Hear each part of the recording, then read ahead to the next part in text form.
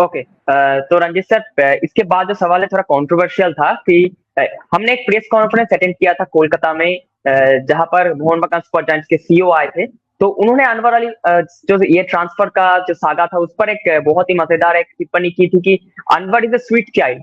ये एक कोट किया था। उसके स्वीट किड, तुरंत बाद, स्वीट किड। यहाँ उसके तुरंत बाद कुछ दिनों के बाद ही अनवर पर एक प्लेयर बैन का एक अपील करने की एक नौबत आ गई थी। What's your say on this? सी,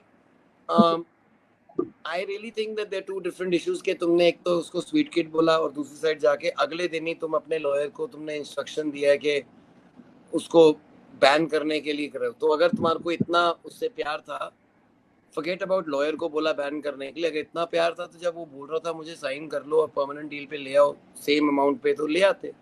क्यों नहीं लेके आए? बात तक क्यों नहीं की?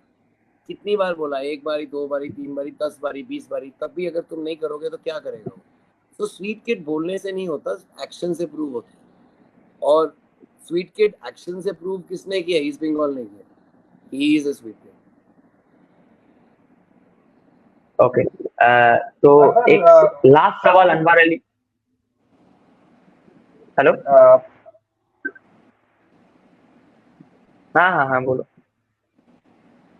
बोल रहा था कि सर वो जो क्वेश्चन था एक अलग पार्ट में, जो आप अनवर जिस टाइम स्ट्रगल कर रहा था उसके जो फुटबॉल करियर के ऊपर में बहुत सारा ये था कि वो खेल सकेगा कि नहीं अगले टाइम, उस टाइम आप उसके बहुत करीब थे। उसके बाद उसके लिए उसके करियर पे आप एक बहुत अच्छा आपके पार्ट है। तो वो जो उस टाइम था, उसके टाइम में आप अनवर के इतने करीब थे, जो देखे थे वो जो उसका चैलेंज था, वो चैलेंज के बाद थोड़ा बात अगर आप सबसे शेयर करेंगे तो वो अच्छा, क्योंकि वो हर एक फुटबॉलर के लिए वो उसके जो उस टाइम जो रिटर्न आने का बात था फुटबॉल में, जो एक टाइम सब सोचा था कि अनवर अली का जो ये हो रहा है AIFF से उसको परमिशन भी नहीं दिया जा रहा था खेलने के लिए, वो टाइम आप उसके बहुत करीब थे।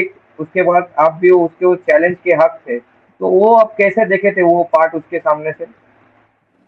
इट वाज, भाई बहुत अच्छा क्वेश्चन है, because it was one of the toughest times of his life. Because उसके लिए उसकी लाइफ खत्म हो गई थी। खत्म हो गई थी क्यों? बिकॉज उसको सिर्फ लाइफ में एक चीज, जब से उसको भागना आया, दौड़ना आया, तब से उसको सिर्फ एक चीज पता था, फुटबॉल, और कुछ पता ही नहीं था। सिर्फ eat breathe sleep live die for football. और फिर जब आपको अब वर्ल्ड कप खेल के इंडिया में इतना बड़ा स्टार बन गया और उसके बाद ISL टीम के लिए साइन कर लिया, और फिर आपको बोला जाए कि फॉरगेट अबाउट कि तुम नहीं खेलना, तुम कभी फुटबॉल ही नहीं खेल सकते। ISL आई लीग छोड़ो, इंडिया छोड़ो, तुम फुटबॉल ही नहीं खेल सकते कभी भी जिंदगी में।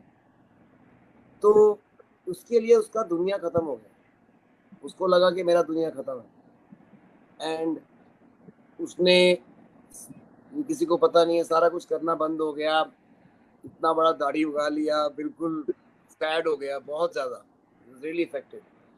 तो फिर हमने एक कैंपेन किया जो सबको पता है इसके बारे में, so that all the Indian fans got together and appeal to AIFF। जो उनको, अलग बात है, उन्होंने अपील नहीं मानी इंडियन फैंस की, एंड मेरे को कोर्ट जाना पड़ा और कोर्ट से फिर डिसीजन आया।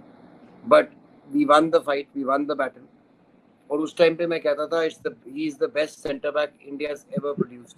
और मैं अभी भी यही बात कहता हूँ कि he is the best centre back India has ever produced, क्योंकि अभी ये बात प्रूव होएगी जब उसका करियर खत्म होएगा, फिर जाके पता लगेगा, because then he can be compared to all the greats, and then you know कि इसका क्या लेवल था।